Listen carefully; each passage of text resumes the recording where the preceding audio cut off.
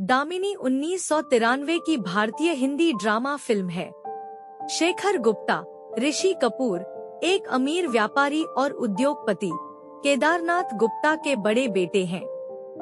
एक चैरिटी कार्यक्रम में उसका नृत्य प्रदर्शन देखने के बाद वह दामिनी मीनाक्षी शेषाद्री से पहली नजर में प्यार कर बैठता है। दामिनी एक गरीब परिवार से ताल्लुक रखती है, लेकिन समाज में अन्याय के खिलाफ आवाज उठाती है।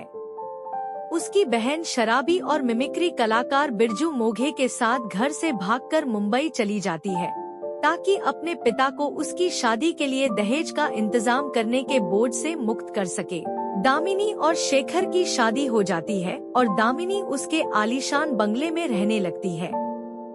हालांकि यह गुप्ताओं के व्यापारिक साझेदार तोलू बजाज को परेशान करता है, जो अपनी बेटी की शादी शेखर से करने की योजना बना रहा था। वह गुप्ताओं के साथ साझेदारी तोड़ देता है और उनके खिलाफ साजिश रचना शुरू कर देता है। दामिनी की दोस्ती उर्मी से होती है, जो एक युवा नौकरानी है जो गुप्ताओं के घर में पली बढ़ी है। होली के त्योहार पर वह शेखर के छोटे भाई राकेश, अश्विन कौशल और उसके दोस्तों को नौकरानी उर्मी, प्राजक्ता के साथ सामूहिक बलात्कार करते हुए देखती है और शेखर को बताने के लिए दौड़ती है। शेखर यौन उत्पीड़न को रोकने के लिए दौड़ता है, लेकिन तब तक बहुत देर हो चुकी होती है। बाद में राकेश और उसके दोस्त उर्मी को सड़क किनारे फेंक देते हैं। गुप्ता परिवार इस शर्मनाक घटना को छिपाने की साजिश रचता है, लेकिन दामिनी पुलिस को सूचित करने का फैसला करती है। शेखर उसे पुलिस के सामने कुछ भी न कहने के लिए मनाने की कोशिश करता है। जब पुलिस उसके घर जाती है और दामिनी से घटना के बारे में पूछती है, तो वह इसके बारे में कुछ भी जानने से इनकार करती है। बाद में पता चलता है कि यह टोलू बजाज है, जिसने गुप्ताओं की छवि खराब करने के लिए मामले को बढ़ाने के लिए पुलिस विभाग को रिश्वत दी है। मामला बिगड़ने पर गुप्ता परिवार इंद्रजीत चड्ढा को काम पर रखते हैं। मामला अदालत में जाता है और दामिनी को गवाही देने के लिए कहा जाता है।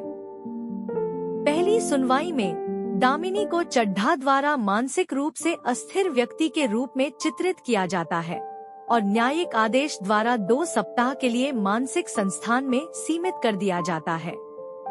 इस पर शेखर अपने परिवार से परेशान हो जाता है।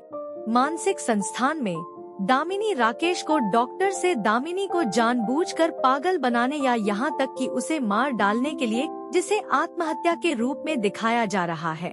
दामिनी भाग जाती है और एक शराबी वकील गोविंद, सनी देओल से मिलती है, जो उसका पीछा कर रहे अपराधियों से उसे बचाता है। गोविंद उसकी मदद करने का फैसला करता है। वह बलात्कार का मामला फिर से खुलवाता है। दूसरी सुनवाई में गोविंद गुप्ता के ड्राइवर से जिरह करता है और यह साबित करने में सफल होता है कि ड्राइवर को भी घटना के बारे में पता था। वह यह भी साबित करता है कि उर्मी के शव के पास पुलिस को मिला सुसाइड नोट फर्जी था। स्थिति को हाथ से निकलता देख चड्ढा सीने में दर्द का बहाना बनाता है और अदालत से सुनवाई की दूसरी तारीख देने के लिए कहता है। उस रात बाद में चड्ढा गोविंद से मिलता है और उसे कुछ पैसों के लिए अदालत के बाहर समझौता करने के लिए कहता है। हालांकि गुस्से में गोविंद उसे अदालत में उसका सामना करने की चुनौती देता है। इसके बाद गुप्ता गोविंद को मारने के लिए गुंडे भेजते हैं। हालांकि मुठभेड़ में वह उन्हें हरा देता है। दामिनी लोगों के बीच जाती है और उसे समर्थन मिलता है। घटना से तंग आकर ड्राइवर, नौकर और अन्य रिश्तेदार गुप्ता के घर से चले जाते हैं। तीसरी सुनवाई के दिन गुप्ता और बजाज दामिनी को मारने की योजना बनाते हैं। शेखर यह बात सुन लेता है और कसम खाता है कि चाहे कुछ भी हो जाए वह दामिनी का साथ देगा। बाद में सड़क पर गुंडों द्वारा उस पर हमला किया जाता है, जो उसका अपहरण कर लेते हैं। यह मामाजी देखते हैं, जो उसे छुड़ाने के लिए उसके पीछे जाते हैं। इस बीच बजाज अपने आदमियों के साथ अदालत जाते समय दामिनी को मारने की कोशिश करता है। हालांकि वे खुद स्थानीय लोगों द्वारा हमला कर दिए जाते हैं और उन्हें भगा देते हैं।